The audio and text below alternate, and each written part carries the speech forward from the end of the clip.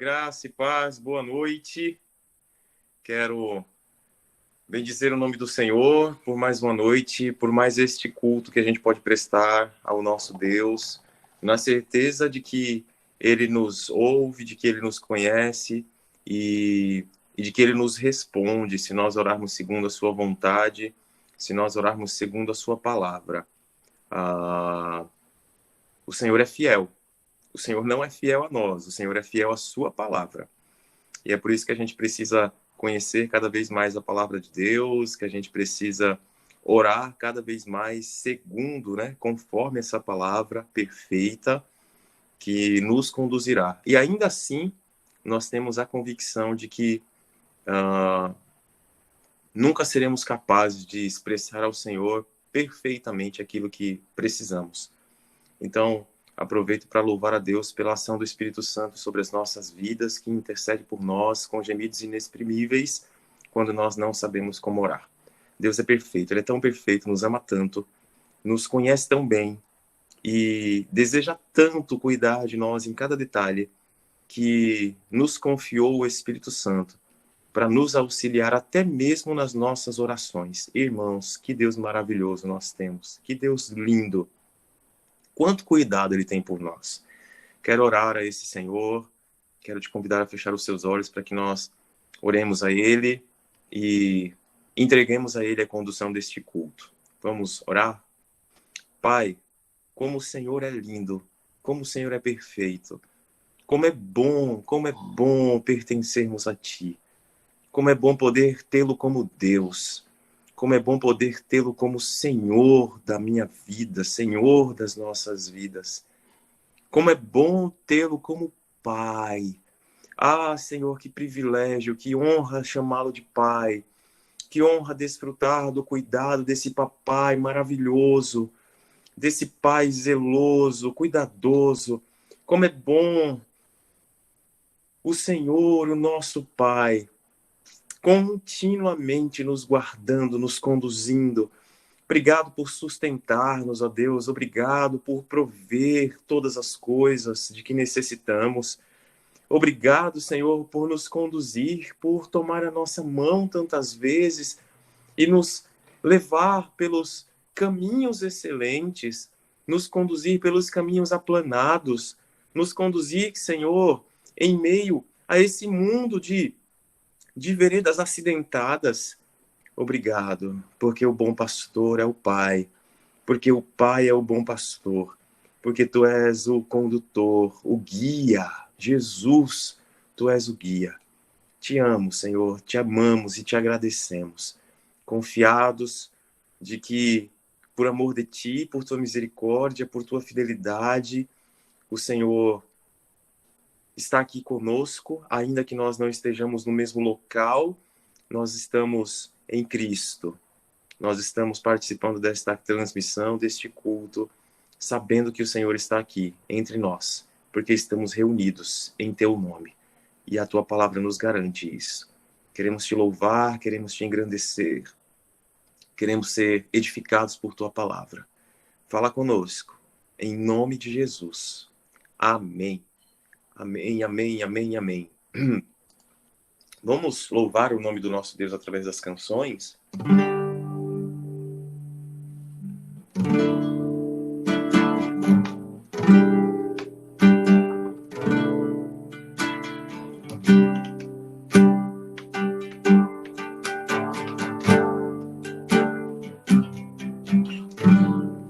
Tu és soberano sobre a terra, sobre os céus, Tu és Senhor absoluto. Tudo que existe acontece, Tu sabes muito bem. Tu és tremendo. Tu és soberano sobre a terra, sobre os céus, Tu és Senhor absoluto.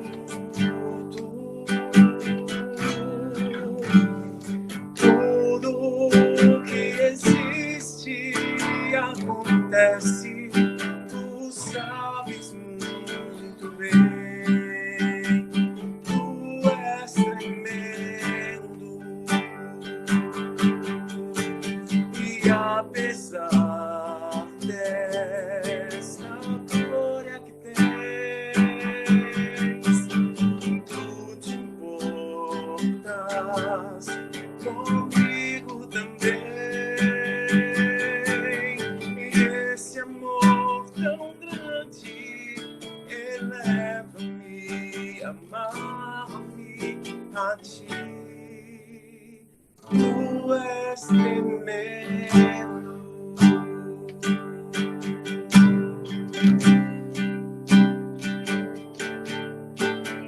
Tu és soberano sobre a terra, sobre os céus. Tu és Senhor absoluto. Tudo que existe acontece, tu sabes muito bem. Tu és tremendo, e apesar dessa glória que tens, tu te importas comigo também.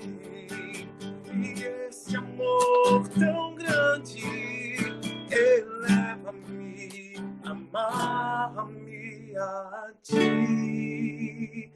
Tu és tremendo. Oh,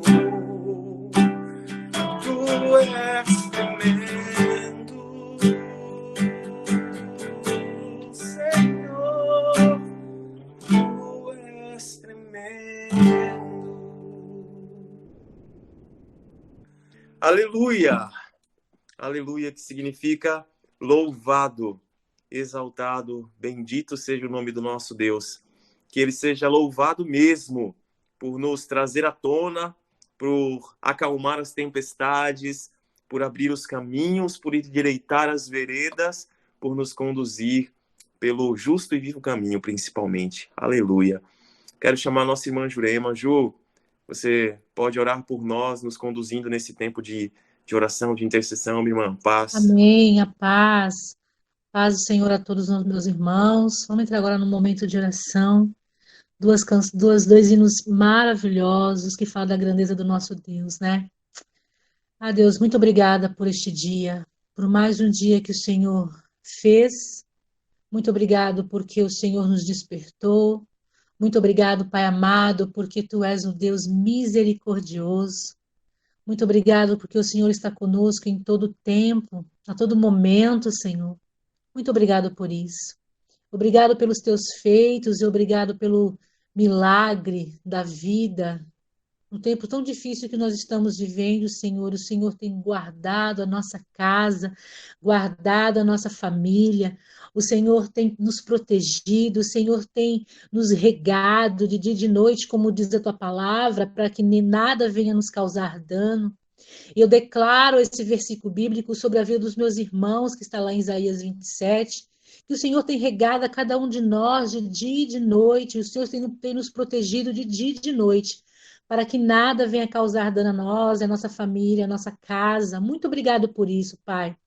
Temos muitos motivos para te agradecer, por tantas respostas de oração, pela vida da Fátima, pela vida da Rosilene, que fizeram a cirurgia. Louvado seja o nome do Senhor, que essas vidas, Senhor, já fizeram aquilo que estava talvez deixando seu coração angustiado, mas o Senhor esteve o tempo todo presente naquele momento, meu Pai amado, Pai querido, e quero te agradecer e pedir a restauração completa da saúde das minhas irmãs, não só delas, Senhor, mas de tantos outros que foram acometidos por alguma enfermidade. Nós agradecemos ao Senhor, Pai, pela vida do Cauê, que lindo, o Cauê ali na igreja, trabalhando, ajudando junto com as crianças ali, Senhor, que coisa linda, Pai. É só o Senhor que pode fazer isso. E nós temos mesmo muitos motivos de gratidão ao Senhor. Nós temos muitos motivos para te agradecer. São inúmeras coisas que nós temos que colocar diante do Senhor. E nós sabemos que o Senhor está no controle de todas as coisas. Obrigado por isso. Eu quero também pedir, Senhor, pela viagem do César, do irmão Ziel, da irmã Alessandra, da sua família. Deus, que o Senhor esteja conduzindo essa viagem, que o Senhor esteja dando a provisão, que o Senhor esteja dando sabedoria, entendimento, conhecimento, dando para eles estratégia, Senhor, em nome de Jesus, aos lugares que eles ali estarão, que eles sejam luz, Pai, naquele lugar, em nome de Jesus, que dê a eles palavras brandas, palavras, Senhor, de sabedoria, que fale da salvação do Senhor, que leve não só o alimento, o físico, mas também, Senhor, o alimento espiritual na vida de cada um, e que vidas se rendam ao Senhor naquele lugar, e que eles, quando eles voltarem, dê o testemunho de tudo que o Senhor fez naquele lugar. Em nome de Jesus, leva-os e traga em segurança para o louvor da tua glória, livrando eles de tudo que é mal, Deus, em nome de Jesus, Pai. E muito obrigado, Senhor, por este tempo. Quero pedir pela vida do César, que o César seja um instrumento nas tuas mãos, Pai, que ele venha falar aquilo que está no coração do Senhor para nós, e que nós estejamos com o coração preparados para receber aquilo que o Senhor tem para nós, Deus, e que não sejamos só ouvintes da tua palavra, mas sejamos praticantes dela em todo o tempo, Deus. Perdoe os nossos pecados, as nossas falhas, as nossas faltas. Perdoe, Senhor, o momento que muitas vezes deixamos de te buscar e de te agradecer. Mas o Senhor é o Deus de perto, o Senhor é o Deus que está sempre ao nosso lado. Muito obrigado, Pai. Gratidão tenho no meu coração. É em nome de Jesus. Abençoe a cada irmão que está aqui, já prepara o nosso coração. E não deixe, Senhor, que nada venha nos tirar do foco. Nós repreendemos tudo aquilo que venha nos tirar a atenção, tudo que venha nos tirar do foco agora desse tempo de estudo, que os nossos olhos estejam fitados naquilo que o Senhor tem para nos falar. Então nós repreendemos tudo aquilo que venha nos tirar a atenção nesta hora. E que o Senhor abra os nossos ouvidos para ouvir aquilo que tem da parte do Senhor. Em nome de Jesus. Amém.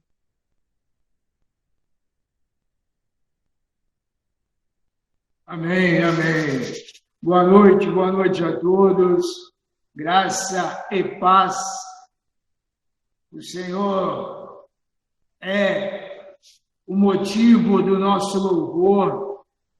Ele é a motivação para que nós estejamos aqui nessa noite juntos, glorificando e exaltando o nome acima de todo nome, o nome ao qual todo joelho se dobrará e toda língua confessará. Que bom, irmãos. Testemunhos maravilhosos. Em meio à oração da nossa irmã Jurema, nós ouvimos agora aquilo que aos médicos e para muitos de nós é impossível. Para o nosso Deus basta apenas uma palavra. Por isso, toda honra, toda glória, todo louvor, todo engrandecimento seja somente ao Deus único, imortal, invisível, porém extremamente real, o Rei dos Reis, o Senhor dos Senhores. A Ele toda a honra, toda a glória e todo o louvor. Que bênção, que bênção, que bênção.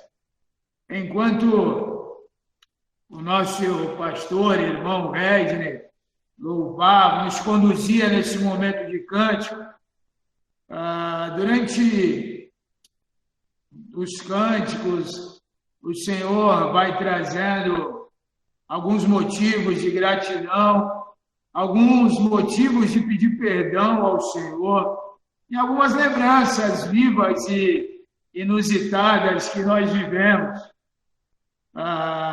Em particular, e todos nós que aqui estamos, acredito que em algum momento já se deparou com a canção.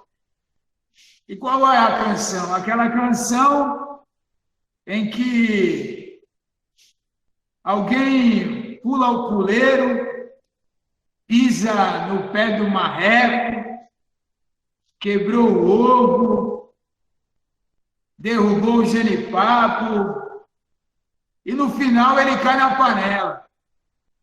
E daí a gente pergunta, quem é esse? É o pato. Quem já não ouviu a musiquinha do pato? Lá vem o pato, patati, pataculá, quá, quá. E aí o pato pinta e borda, e no final o pato vai para onde? Vai para a panela. Derrubou o caneco e ele vai para a panela. Aí nosso pensamento, enquanto criança e depois de crescidos, esse é o pato. Quem é esse? O pato. O pato que foi para a panela porque aprontou demais. O pato foi para a panela porque ele aprontou. Quem é esse? É o pato. E daí, tu és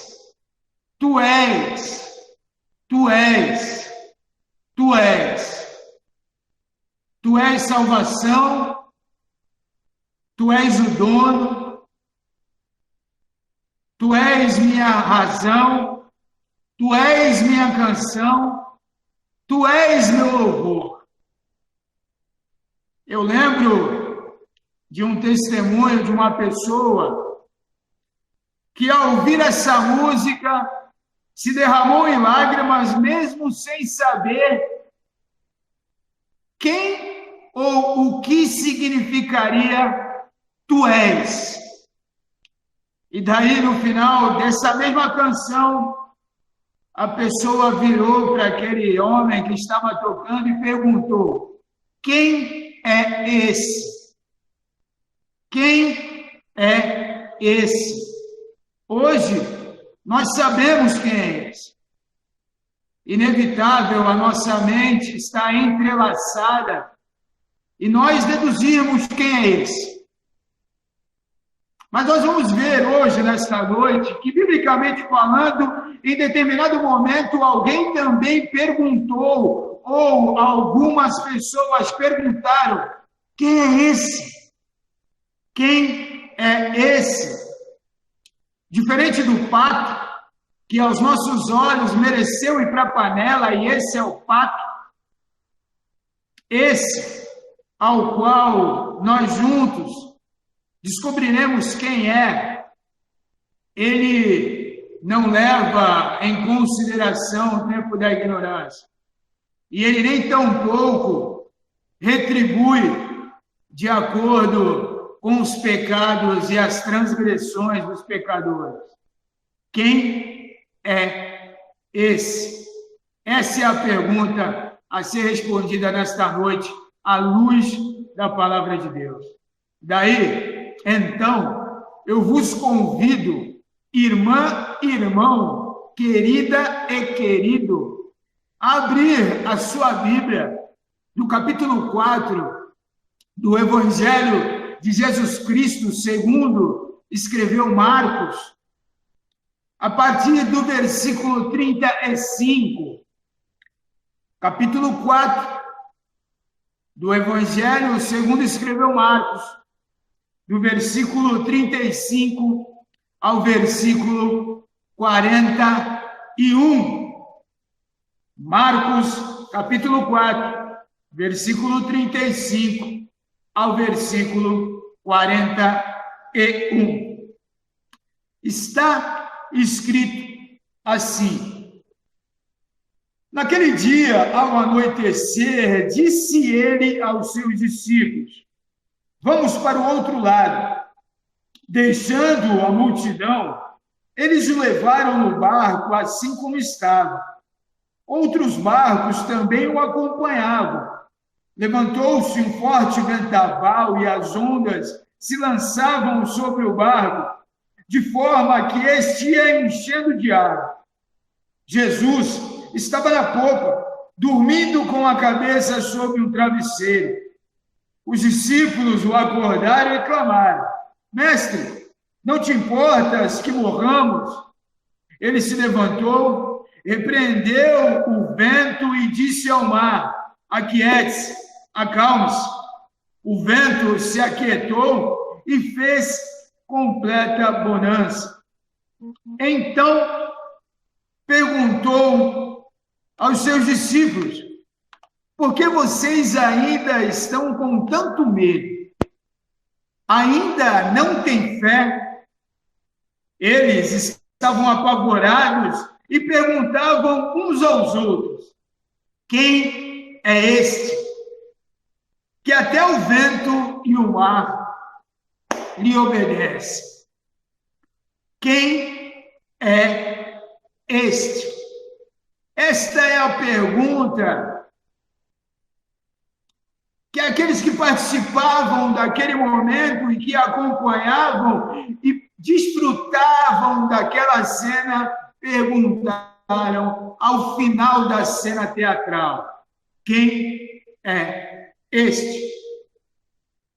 O Evangelho de Marcos, abruptamente, ele proclama as boas novas de Jesus, o Messias.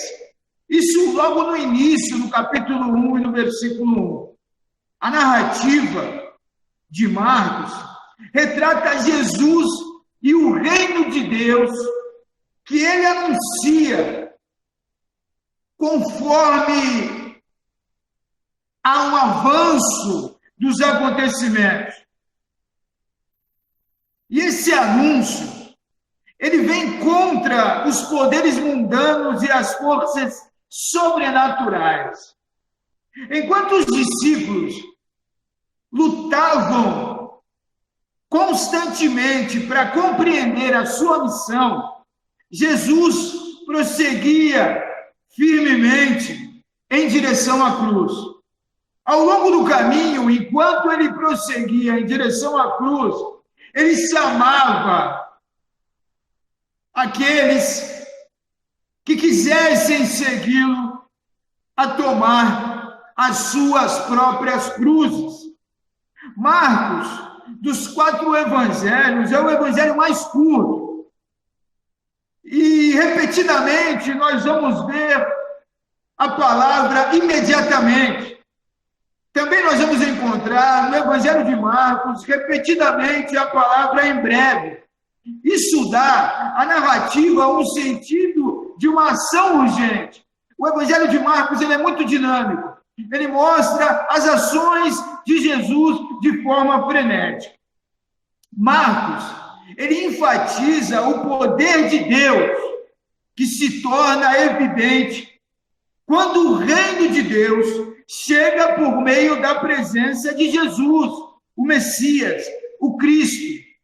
Esse é o centro temático do Evangelho de Marcos. Mas este reino que está presente e fica evidente por meio de Cristo Jesus é um reino totalmente diferente daquele que a maioria dos judeus esperava. E o que os judeus esperavam? Eles esperavam um herói militar, um conquistador. E Jesus, ele cria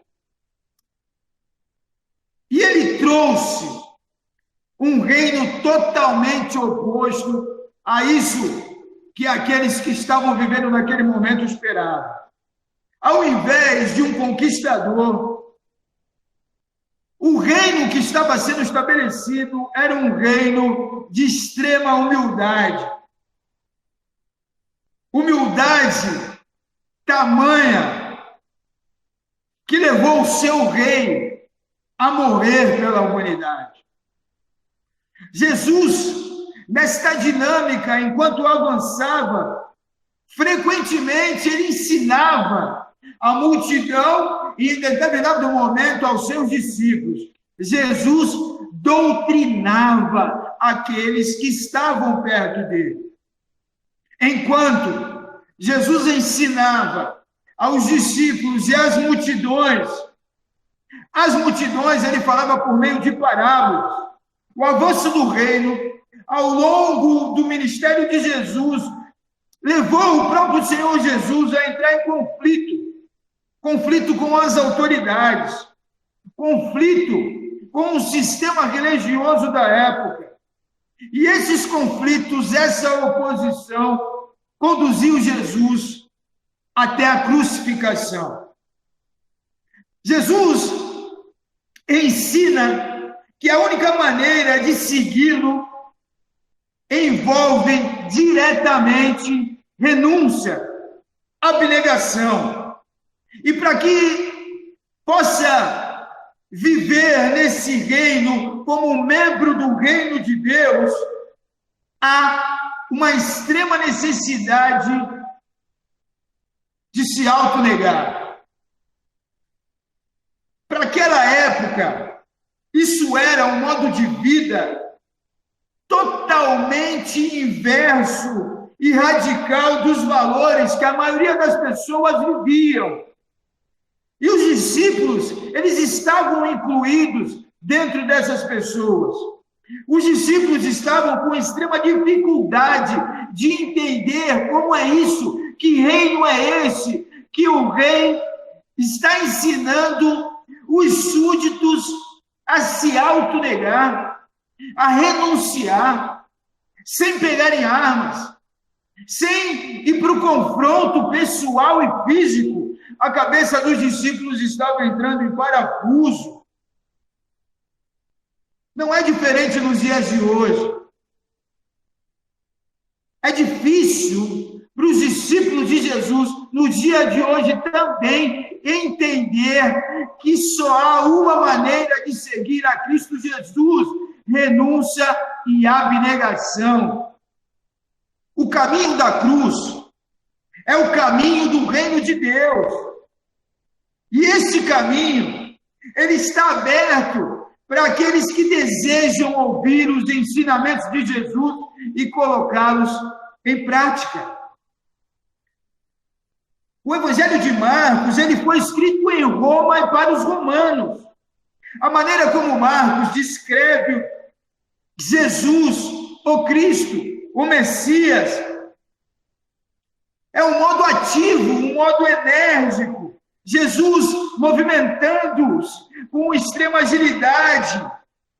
Jesus em plena dinâmica, como um rei a conquistar, um rei conquistando, vitorioso sobre as doenças, vitorioso sobre os demônios, e mais lá na frente, para os discípulos, para aquele povo, diferentemente para nós nos dias de hoje, Jesus seria para eles vitorioso, até mesmo sobre a morte. E para nós, nos dias de hoje, nós não temos dúvida sobre isso. Essa descrição para os romanos era totalmente inaceitável, porque o povo romano, em sua cobiça, eles tinham um gosto, uma perseguição pelo exercício do poder. E por causa dessa postura, os romanos, na época, conquistaram o mundo. Nós temos herança do Império Romano até os dias de hoje, que estão entre nós. E nós nem tão pouco percebemos. Um exemplo é nos ensinado nas escolas até o dia de hoje os algarismos romanos. Os relógios, muitos deles são em algarismos romanos. Isso é herança do poderio e da conquista do Império Romano de muitos anos atrás. Para eles, para os romanos, Marcos descreve um rei que excede qualquer conquistador terreno até então conhecido pelos romanos. Marcos está apresentando aos discípulos que o reino de Deus, a sua armadura, é muito mais eficaz, que o seu domínio é muito mais duradouro do que qualquer coisa originada nesta terra. As vitórias de Jesus, além de ser extremamente relevantes, são vitórias muito mais honrosas do que o Império Romano poderia produzir e apresentar ao povo. Pois Jesus, como conquistador, ele trazia os seus conquistados para fazer com que eles participassem e desfrutassem da sua vitória. Totalmente oposto daquilo que o Império Romano ensinava e praticava. O rei descrito por Marcos é um rei salvador. Ele é vitorioso. E ele não só se compraz com os sofrimentos dos conquistados, mas mais do que isso, o rei conquistador, ele sofre no lugar daqueles que foram conquistados, com vista a desfrutar de uma vida que estaria por vir. O Evangelho de Marcos, ele tem um objetivo muito claro, doutrinário e prático. E é com essa certeza esclarecida para nós, tanto quanto ficou para eles naquela época, é que nós vamos perceber que há um propósito muito nobre inserido nos ensinamentos doutrinários de Cristo Jesus. O contexto imediato desse texto que nós lemos é a última parábola.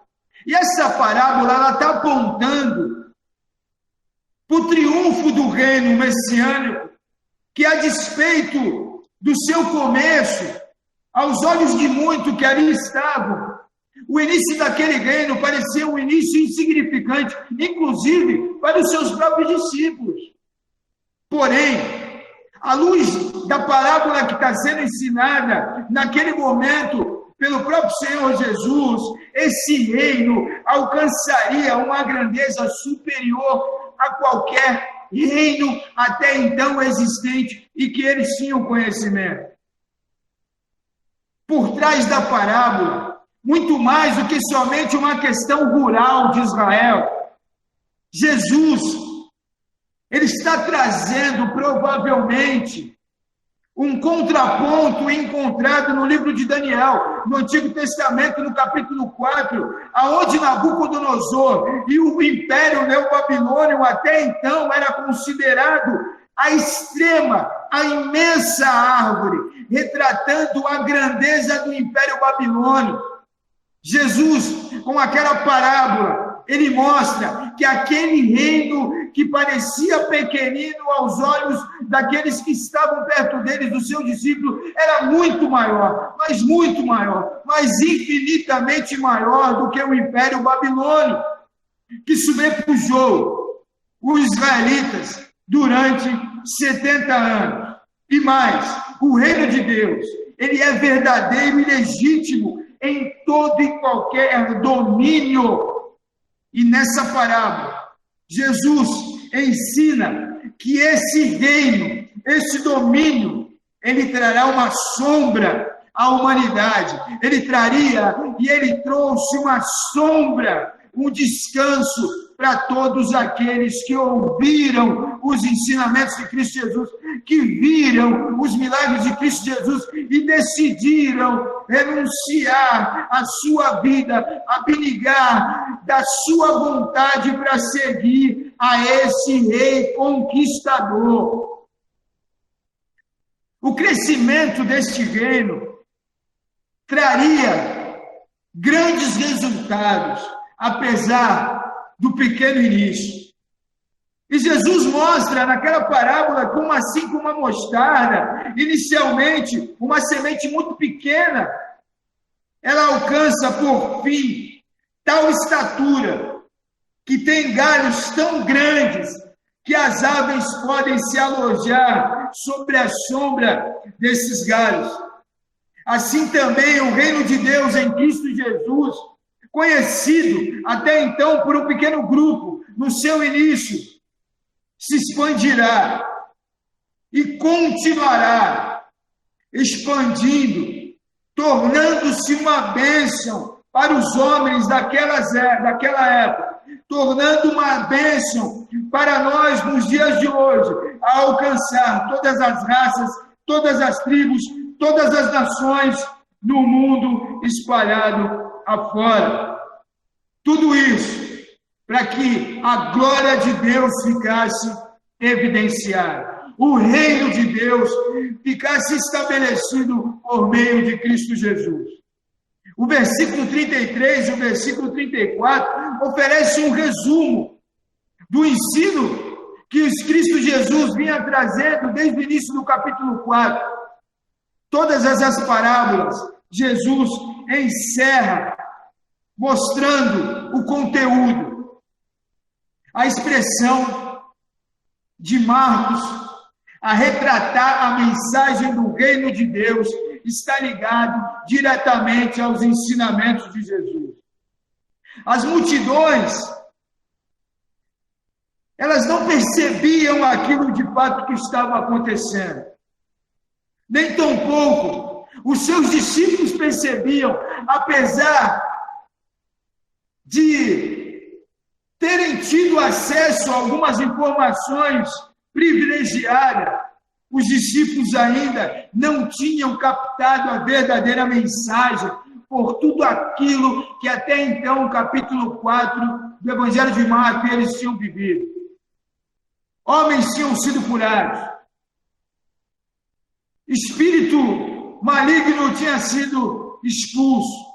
Jesus, quebrando paradigma, tinha mostrado que ele era maior do que o sábado. E ele já havia chamado para perto dele os 12. O que nós vamos ver, ou o que nós temos visto até então, no capítulo 4, é que lá no fundo, bem lá no fundo, na mente dos seus discípulos, havia uma dúvida. Havia uma pergunta a ser respondida. Que tipo de poder será necessário para implantar este reino que ele está nos ensinando, o reino de Deus, em um mundo tão hostil quanto era o mundo romano, o mundo dominado pelo Império Romano? Os milagres que Jesus tinha feito naquele momento demonstravam a grandeza da natureza do poder divino. E Jesus começa a sair do campo teórico e introduz os seus discípulos enquanto ele avança no campo prático de todo o ensinamento. A autoridade de Jesus começava, naquele instante, a brilhar para a multidão e para os seus discípulos. Quando Jesus ele acalma a tempestade no mar da Galileia, ele sai do âmbito cognitivo e ele entra na praxeologia de tudo aquilo que ele havia ensinado. Jesus, naquele barco, em meio à tempestade, evidenciando a sua humanidade, para deixar muito claro para os seus discípulos que era possível praticar tudo aquilo que ele havia ensinado. Jesus, cansado, descansa na popa do barco. Aparentemente, nos parece que Jesus demonstrou um estado de fragilidade. Porém, a partir daquele momento, Jesus exerce o seu direito de criador e controlador dos elementos naturais, em particular do mar e do vento. Inevitável nós não lembrarmos do Salmo 89, do versículo 8 ao versículo 9, quando está escrito assim: ó Senhor, quem é semelhante a ti? És poderoso, Senhor, envolto a tua fidelidade. Tu dominas o revolto mar, quando se agigantam as suas ondas, tu as acalma. Jesus acalma a tempestade. O Velho Testamento se cumprindo ali, nos olhos dos seus discípulos. Marcos descreve essa cena teatral, mostrando que a bordo da embarcação, um grupo se dirigia ao outro lado da margem. A tempestade é furiosa, os ventos sopram, as ondas arrebentam contra o casco do mar. O barco começa a ficar cheio de água. Tudo isso enquanto Jesus dormia. Porém, os discípulos não aguentaram. Os discípulos não conseguiram suportar aquele momento. E eles, de forma frenética, clamam ao Senhor Jesus. E a pergunta deles é: Mestre, não te importa que morramos? Mestre, não te importas que pereçamos? Mestre, olha o que nós estamos passando, mestre. Quanta gente morrendo, mestre. Quanta gente internada, mestre. Quanta injustiça, mestre. Olha para nós. Quanto sofrimento, mestre. Quanta lágrima, mestre. Quanta agonia, mestre. Quanta privação, mestre. Eu não aguento mais, mestre. Não te importa com tudo isso que estamos passando. Mestre, olha para nós. O Senhor não está vendo a calamidade que o mundo está vivendo, mestre.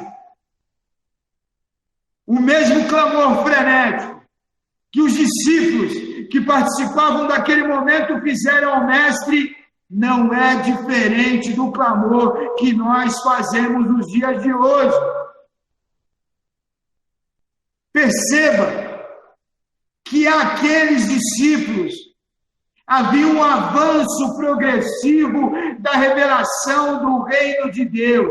Havia um avanço progressivo da pessoa de Cristo Jesus, diferentemente para nós nos dias de hoje.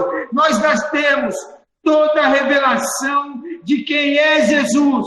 Nós já temos toda a revelação das providências de Deus. Nós já temos desfrutado dos livramentos do Senhor, dos cuidados do Senhor. Nós sabemos quem é Deus, quão grande é o seu poder, quão inevitável é a sua ação. Porém, como os discípulos, nós ainda continuamos questionando ao nosso mestre. O Senhor não está vendo, mestre? Nada disso que está acontecendo. Um milagre impressionante se seguia naquele momento.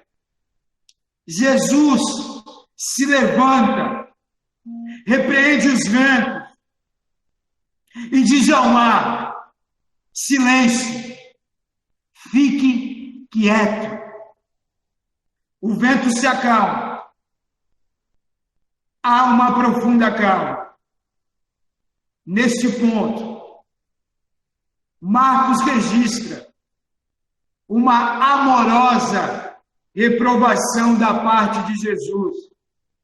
E Jesus pergunta aos seus discípulos: por que estão com medo? Vocês ainda não têm fé?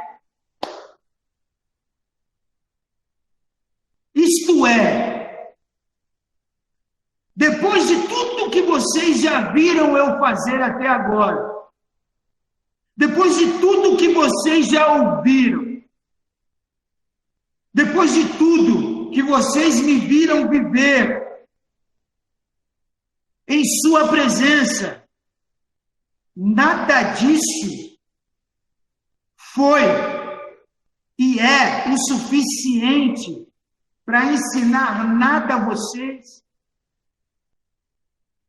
De forma amorosa, Jesus devolve a pergunta aos seus discípulos. E nesta noite, de forma amorosa, pela inspiração e a gerência do Espírito Santo de Deus, preservando a sua palavra até o dia de hoje e a sua eficácia, ele nos faz a mesma pergunta: por que ainda estão com medo? Vocês ainda não têm fé?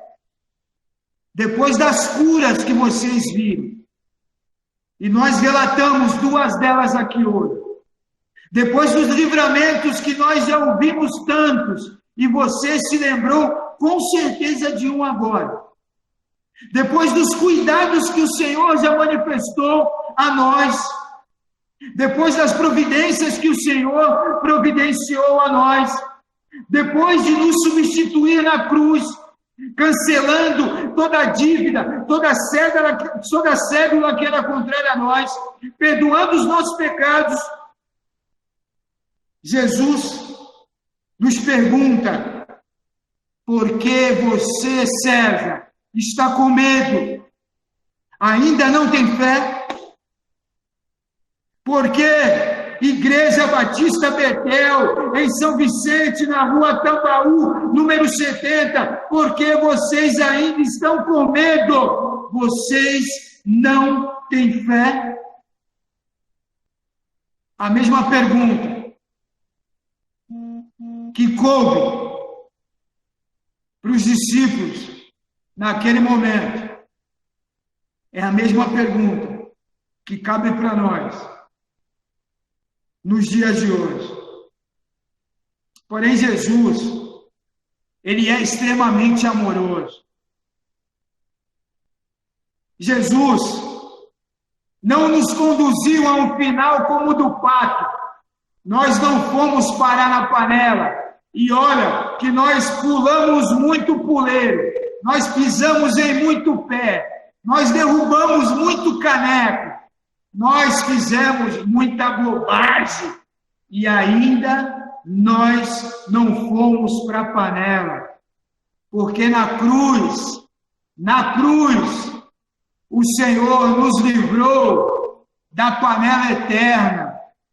Na cruz, o Senhor nos livrou do sofrimento eterno. E ainda, hoje, nós ainda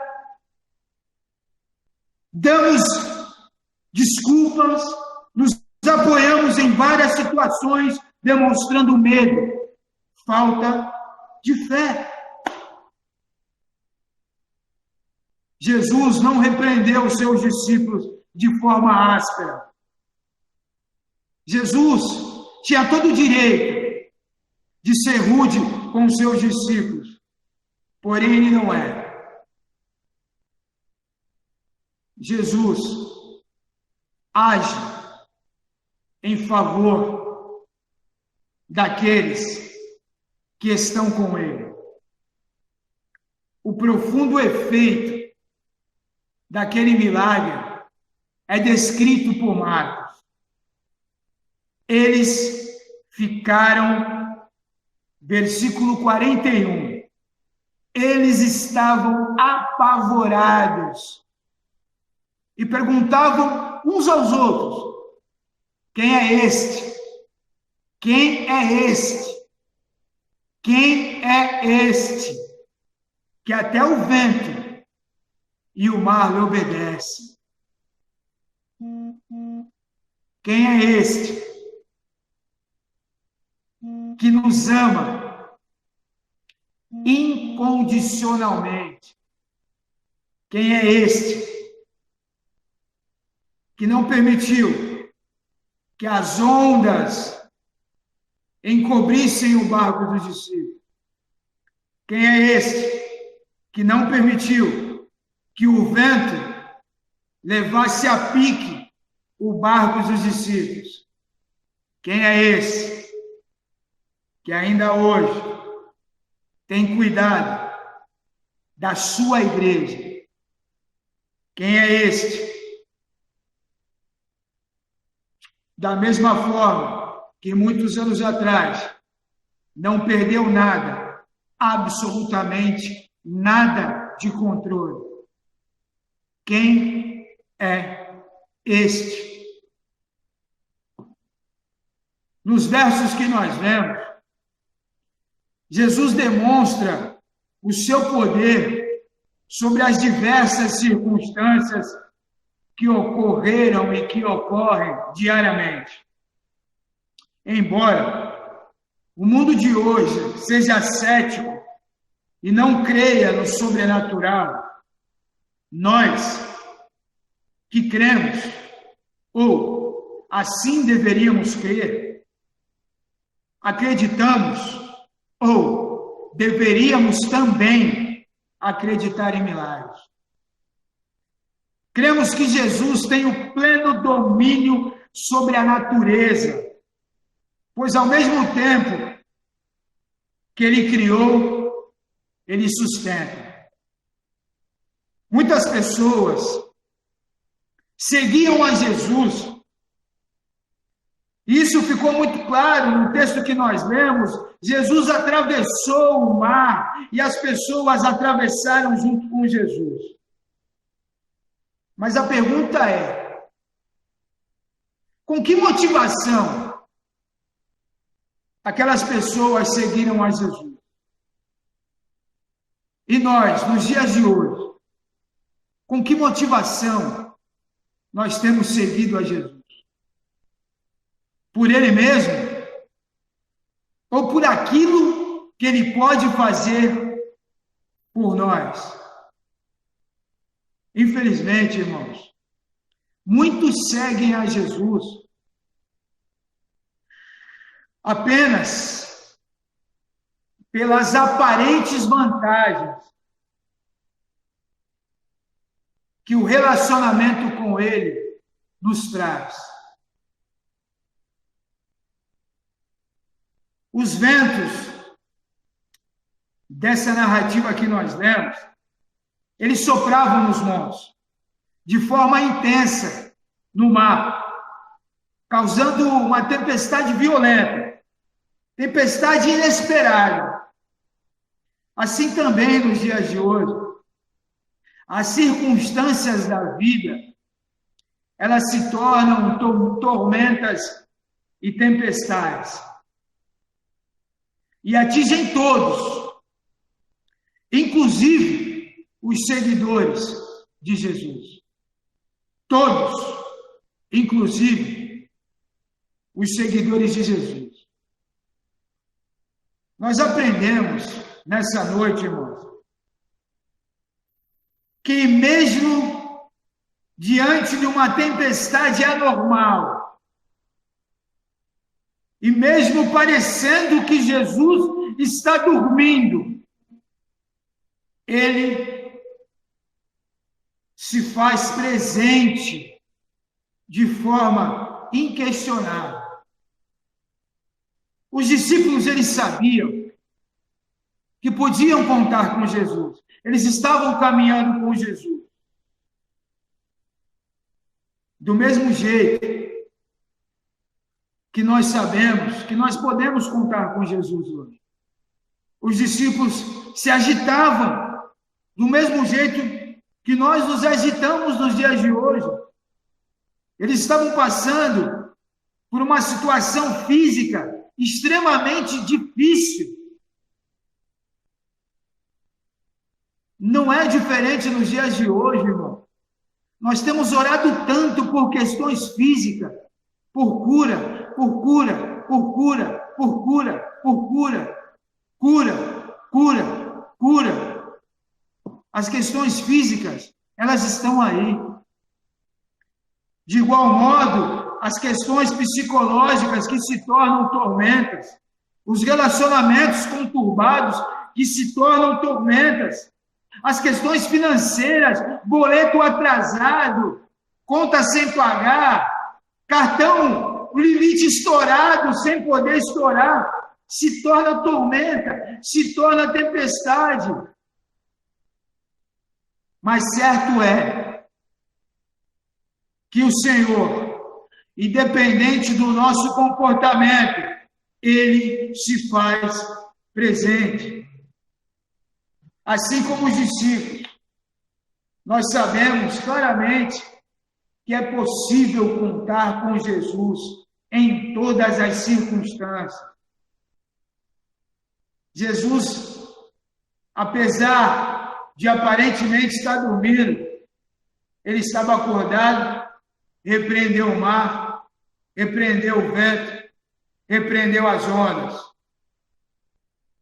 Os discípulos, por algum instante, não confiaram totalmente em Jesus. E depois de Jesus ensiná-los na prática, eles viram um para o outro e perguntam: quem é este que até o vento e o mar obedecem? Eles estavam vendo Jesus. Eles ouviram os ensinamentos de Jesus.